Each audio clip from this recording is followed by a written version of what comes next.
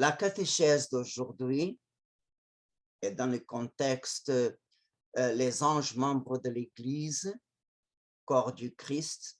Le sous-thème d'aujourd'hui, c'est les 100 anges, nos gardiens.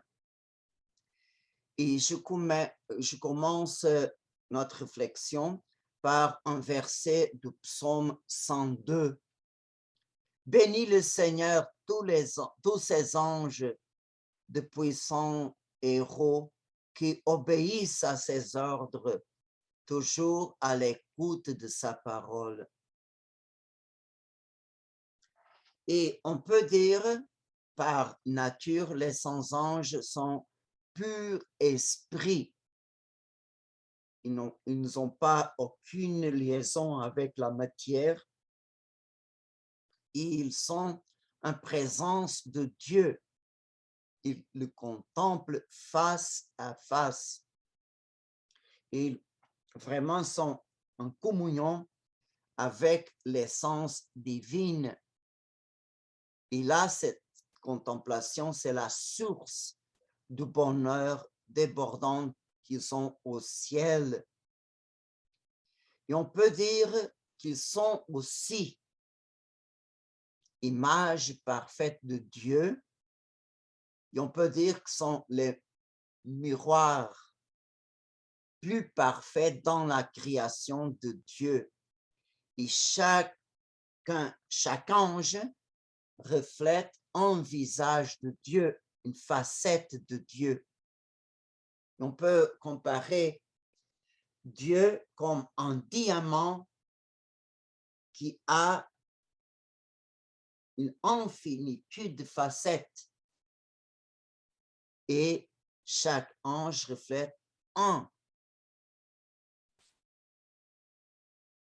facette de Dieu. Et on peut dire que tous ensemble, dans la mesure de la création, ils ensemble reflètent une image sublime de Dieu, la plus élevée dans la création. Et vraiment, même si les anges reflètent de la façon plus parfaite, je dis dans la mesure de la création, jamais on peut épuiser Dieu parce qu'il est infini et toutes les créatures, même les plus grands anges, nous sommes tous limités. Et alors, la première chose qu'on peut savoir des anges, c'est que chaque ange est unique. Chaque ange, il n'y a pas aucun ange que est égal à l'autre. C'est, par exemple, dans la création matérielle, le psaume 146, ou même le prophète Baruch, il parle que le Dieu donne à chaque étoile son nom. Et le nom identifie la créature unique aux yeux de Dieu. Et aussi, dans la créature, dans la humanité, il n'y a pas deux personnes humaines égales. Même les Gémeaux, ils ont des aspects qui sont différents. Alors, c'est dans la création matérielle et rationnelle, Dieu est tellement puissant qu'il n'a pas besoin de faire deux choses pareilles. Il fait chaque créature unique. Si les hommes, c'est la même chose, on ne peut pas douter qu'entre les anges, chacun est un être unique. On peut dire, avec saint Thomas d'Aquin, chaque ange, c'est un univers unique, avec des caractéristiques différentes des autres. Sa beauté, la beauté des anges, bien sûr que dans notre langage, on ne peut pas exprimer la beauté des anges exactement comme ils sont, mais par les écrits des saints, on peut vraiment avoir des notes, comme par exemple Sainte Brigitte, que vous connaissez très bien. Elle nous a dit que si nous voyons un ange avec toute sa beauté, cette vue nous ravirait dans une telle extase que nous mourrions d'amour.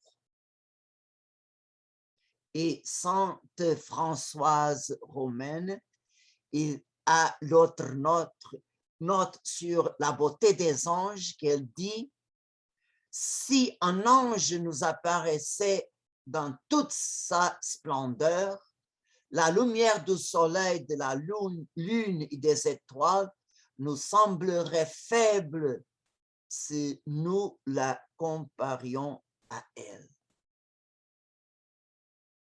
Vraiment, sont des concepts que nous surpassent complètement. Et même avec ces deux saintes, je suis sûr que les anges qu'elle a vus par la miséricorde de Dieu, ils sont dépouillés tellement de fois pour être supportables à la mesure humaine. Alors seulement devant Dieu, tous les anges sont complètement dévoilés. Et tous les anges sont créés d'une seule foi. C'est-à-dire, je vais utiliser le langage biblique, tous les anges, Dieu les a créés au premier jour de l'hymne de la création. Et au premier jour, ils ont commencé à exister par la force de la parole, que la lumière soit, et la lumière fut faite. Alors, Dieu a créé tous les anges une seule fois, son nombre est complet, et ils sont soumis à l'épreuve tout au premier jour de la création.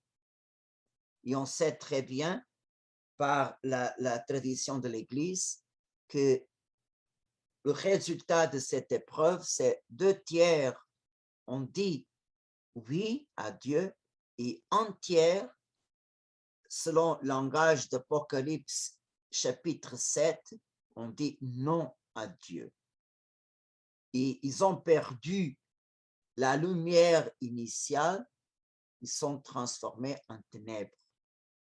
Et le jour, la description du premier jour de la création termine avec cette phrase, Dieu sépara la lumière des ténèbres. On peut voir ça, Genèse 1, versets 3 et 4. Alors, Dieu ne continue pas à créer des anges. Son nombre est complet. Après la séparation, ils ont entré en 2 états définitifs. Les bons sont confirmés en grâce, sont appelés sans anges, et les mauvais sont les anges des ténèbres, qui aussi sont condamnés pour toujours. Alors, il n'y a pas au cours du temps d'histoire des hommes des démons qui se passent pour un ange et un ange passe pour un démon. Non. Cet état est définitif. Aussi, les anges, même s'ils sont parmi nous, jamais un ange se transforme en homme. Et nous aussi, après notre mort, non plus, nous ne serons pas au ciel des anges.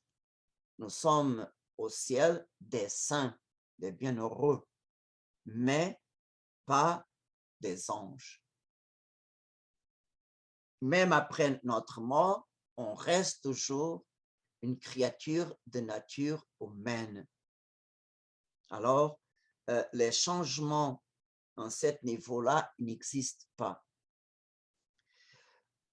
Aux anges fidèles, selon saint Thomas d'Aquin, ils, au nom de Dieu, sont eux qui administrent la création, prend soin de la création matérielle.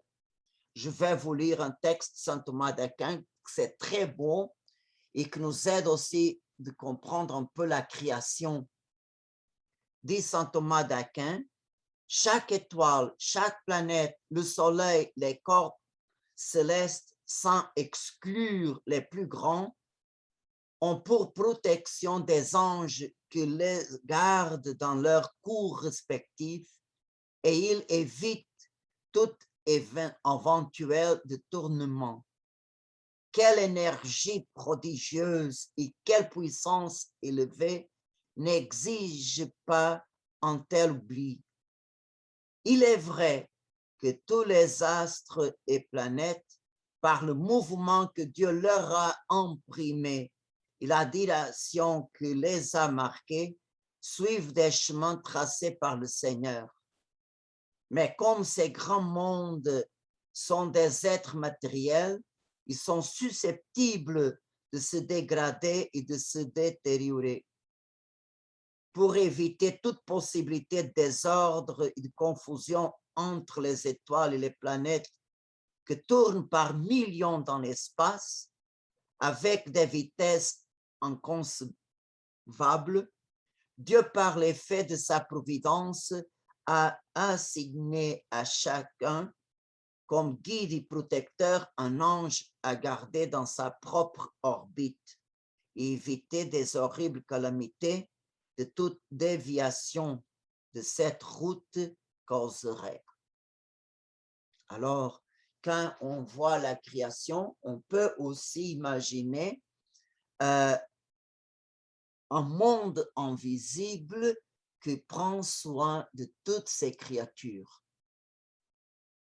Ils sont irrationnels, mais au nom de Dieu, c'est les anges saints, bons, qui prennent soin de la création.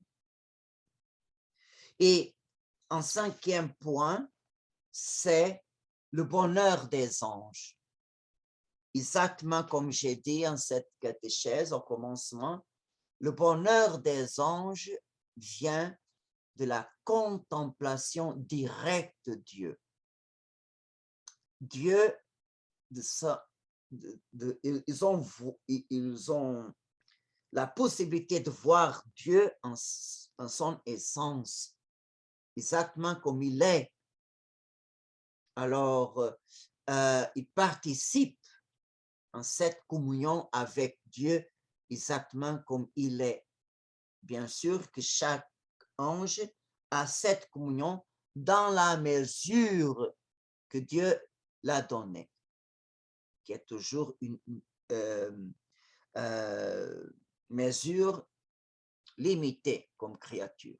Même les séraphins sont les plus grands, sont les anges de premier cœur, bien sûr qu'ils ont la mesure la plus grande dans la création, mais ils sont vraiment très loin de Dieu. Les anges sont nos protecteurs. Nous avons notre ange gardien et nous avons des anges protecteurs. Selon la tradition, chaque pays a son ange gardien. Par exemple, au Portugal, qui a préparé les petits bergers pour les apparitions de la Vierge Marie en 1917, ça a été l'ange de Portugal, l'ange gardien du pays, de la nation. Il même dit, je suis son ange gardien, je suis l'ange de Portugal. Et, mais non seulement les apparitions de Fatima, mais aussi dans l'histoire de l'Église, nous avons des références d'une manifestation, par exemple, de l'ange protecteur de la Hongrie au temps du roi Olibrio.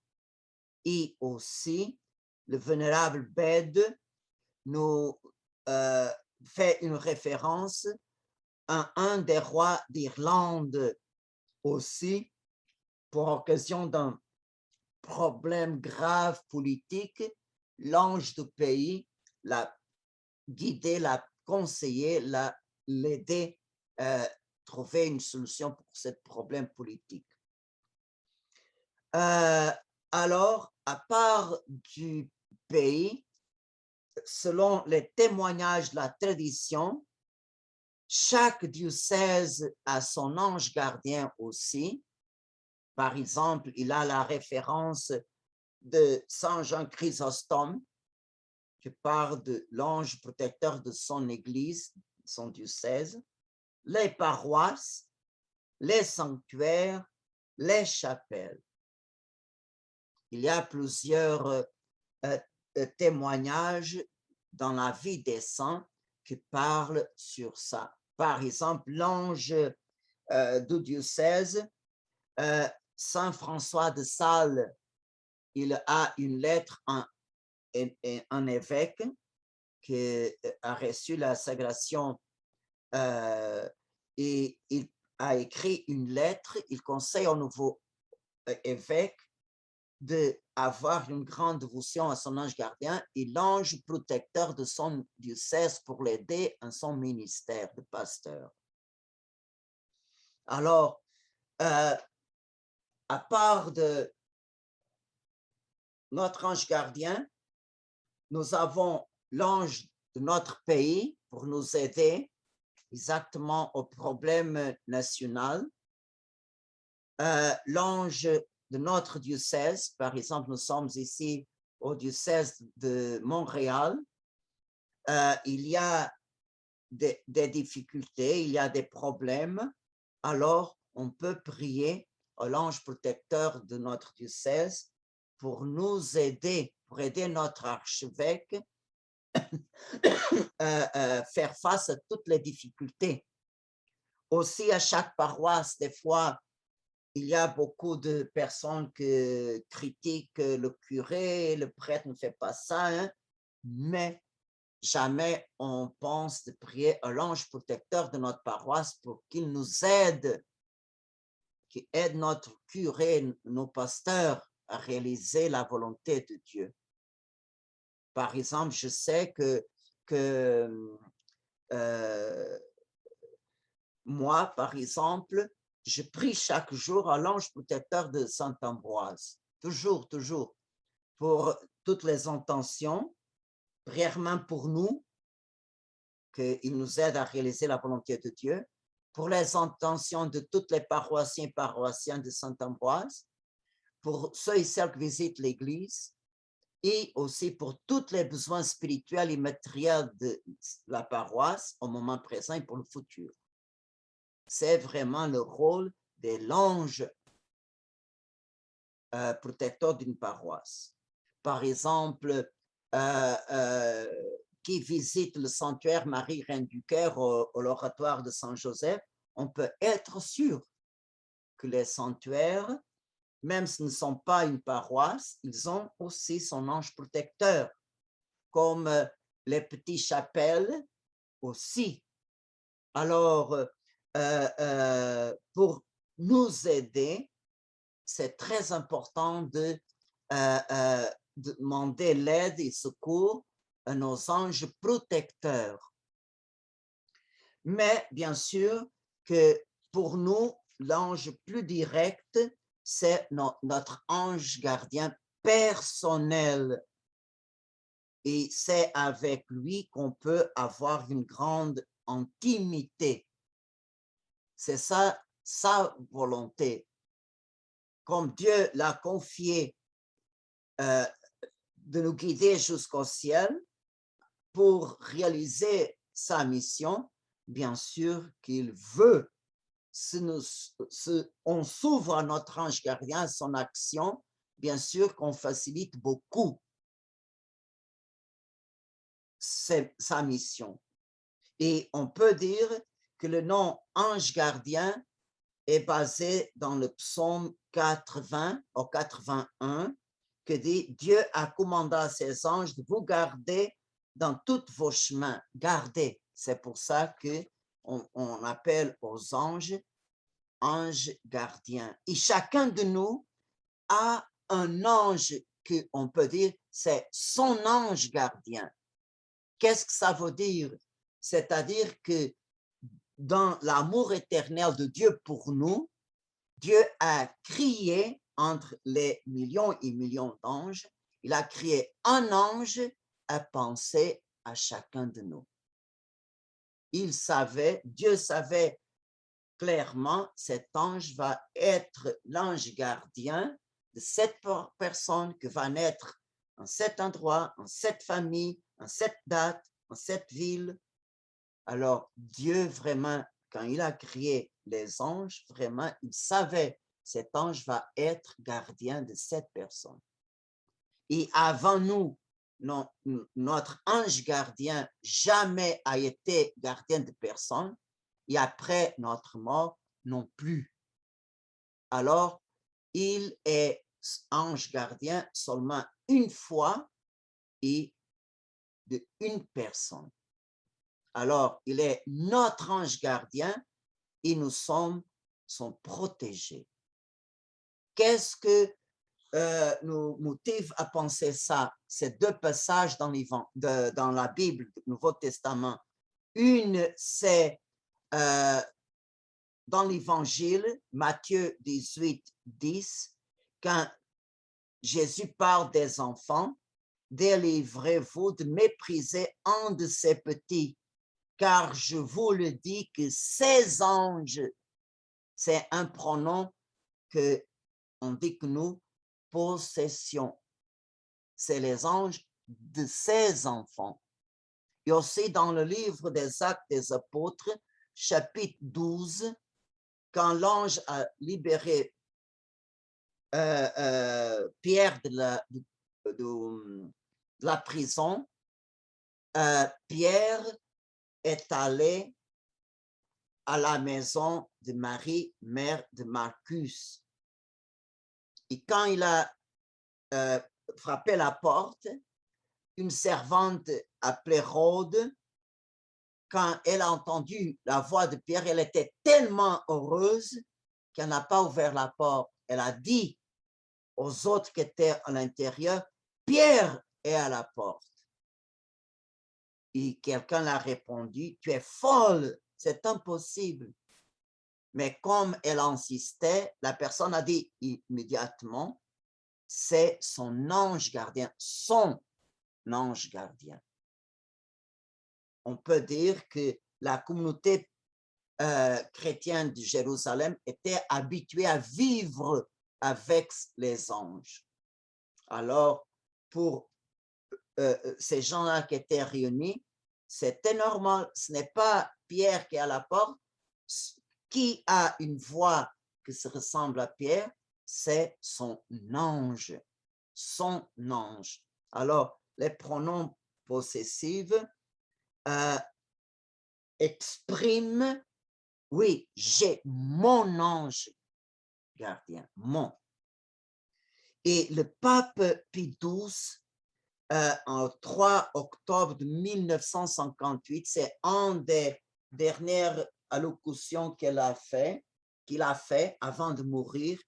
Il a dit, bon, j'ai fait une copie de ce texte-là, c'est très beau, qui dit, hier, nous avons célébré les jours des 100 anges. Le Christ n'a-t-il pas dit des enfants, toujours si chers à son cœur aimant, ces anges contemplent sans cesse le visage de mon Père qui est aux cieux, et devenus grands et adultes, leurs anges les abandonneraient-ils? Définitivement pas. Personne n'est si petit et insignifiant qu'il n'ait pas d'ange pour leur protection. Ils veillent et vous gardent pour que vous ne vous écartiez pas du Christ, votre Seigneur. Nous voulons raviver vos sentiments d'expérience fraternelle et amicale avec les anges. Ils persévèrent dans leur zèle pour votre salut et votre sanctification. De toute éternité, vous serez unis à eux dans une sainte joie. Apprenez à le connaître maintenant. C'est très fort, cette parole de Saint Pie XII. Et on peut poser une question. Quelle est la mission de notre ange gardien avec nous? Bon, il y a plusieurs, mais la principale mission de l'ange est de nous aider à réaliser à chaque jour la volonté de Dieu. Ça, c'est le rôle principal parce que si on fait la volonté de Dieu à chaque jour, on va persévérer jusqu'à la mort et alors nous avons le ciel comme récompense. Et c'est ça l'objectif. Dieu veut nous envoyer ses anges pour nous aider dans le combat pour arriver à la maison du Père.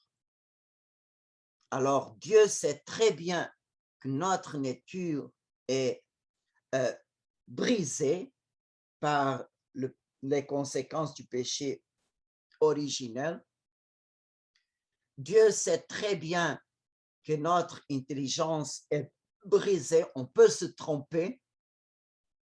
Et notre volonté, c'est une volonté brisée. Peut arriver que qu'est-ce qu'on veut, on ne fait pas, et qu'est-ce qu'on ne veut pas, on termine pour le faire. Et c'est un combat que nous avons à chaque jour contre le démon, et c'est un combat contre nous-mêmes. Nous-mêmes, nous sommes un des 3 ennemis de notre âme. Et le 3e ennemi, c'est le monde, avec toutes ses séductions. Alors, tout le reste que l'ange peut faire, c'est pour compléter cette mission principale. Dans les feuilles que je vais vous envoyer, vous avez des bonnes phrases de Saint Jean de la Croix qui parlent sur ça, de Bossuet aussi, de Saint Thomas d'Aquin.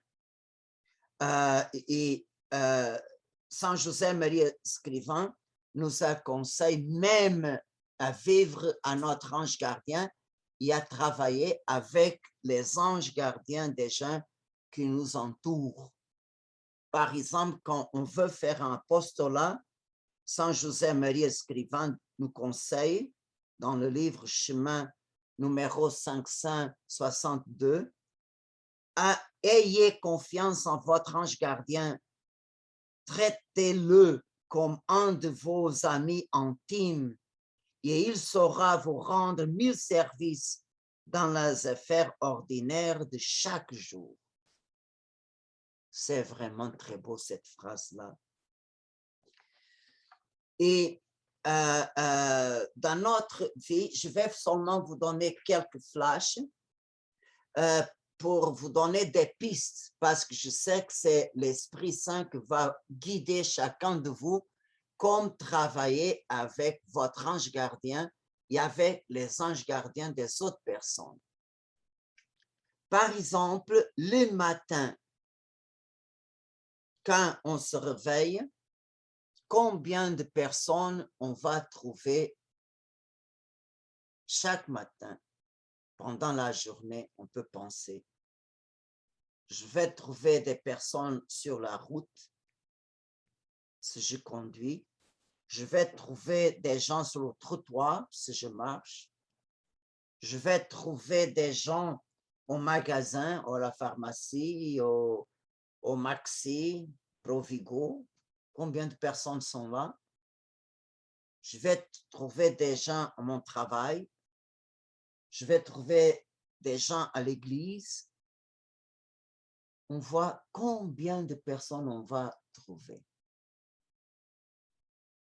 Et alors, on peut le matin, par exemple, prier à notre Père, je vous salue Marie, aux anges gardiens de toutes les personnes que je vais rencontrer toute la journée jusqu'à la fin.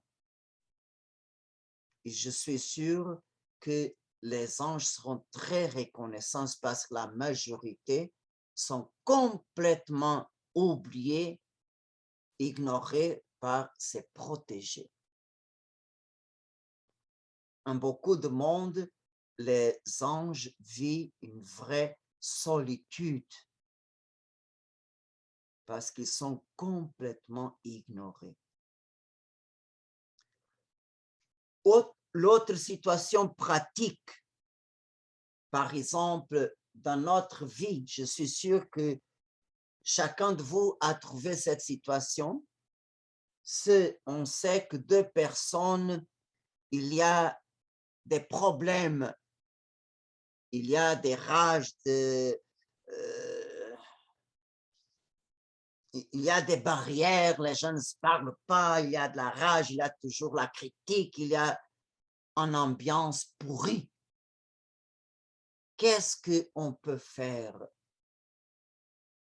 On peut donner 1000 conseils, mais le plus important que les conseils, on peut dire, par exemple, avec l'ange gardien de cette personne et de l'autre personne aussi, que les deux anges peuvent construire un pont de lumière et de paix entre les deux cœurs. Et pour cette intention, on peut prier une prière. Et je suis sûr que l'aide des anges gardiens, je suis sûr que la grâce de Dieu, par notre prière, ils vont ouvrir un chemin de réconciliation entre les deux personnes. Et vous pouvez faire l'expérience et vous pouvez voir, même si vous avez des difficultés avec une personne, ou même si dans votre famille, il y a des situations comme telles. Je suis sûr que les gens peuvent fermer les oreilles à nos mots, à notre parole, mais ne peut pas fermer son cœur à l'action de ces anges gardiens. L'autre situation, par exemple, si on fait un voyage dans le métro, au bus, n'importe pas, au avion ou dans le train, au commencement de notre voyage, on peut prier avec les anges gardiens de toutes les gens qui voyagent avec nous, avec le conducteur qui nous donne un bon voyage, avec Saint Raphaël qui protège qui voyage, on peut faire une prière pour demander la protection des anges pour ce voyage. Je suis sûr qu'on peut éviter beaucoup d'accidents sur la route. Je suis sûr, il y a tellement d'imprudence chaque instant que ce n'est pas l'action des anges, je ne sais pas comment serait passé. Mais je suis sûr que si on fait cette pratique à chaque commencement d'un voyage, tout sera différent. Et même, on peut confier des missions à notre ange gardien parce qu'il participe de la grâce de Dieu. Il peut intercéder pour les difficultés. Et on peut, par exemple, envoyer notre ange gardien. Par exemple, une personne m'a donné ce témoignage que sa fille habitait très loin d'elle et ça faisait plusieurs jours que la fille n'a pas appelé à sa mère. Et sa mère a demandé, mon ange gardien, va chez ma fille, il inspire qu'elle m'appelle. Ça fait tellement de temps qu'elle me dit rien. Et c'est curieux, quand elle a terminé la prière, le téléphone sonne et c'était la fille. C'est vrai. Vraiment, nous avons une grande confiance en notre ange gardien. Si on sait dire merci à chaque fois qu'il nous aide, je suis sûr. Notre confiance ouvre notre cœur à sa action et notre gratitude encourage notre ange à agir plus fort à la prochaine fois. Et j'aimerais terminer cette catéchèse avec une pensée de Paul Claudel, que vous connaissez. Il a écrit, « Entre l'ange et nous, il y a quelque chose de permanent. Il y a une main qui, même quand nous dormons, ne lâche pas la nôtre. Sur la terre où nous sommes, nous partageons le pouls et le bâtiment du cœur de ces frères célestes qui parlent avec notre Père céleste. » J'aimerais vous répéter le pensée finale de Saint Pie XII au discours que j'ai cité. Nous devons nous associer aux saints anges. Nous devons former avec eux une famille nombreuse et forte à cause des temps que nous arriverons. Amen.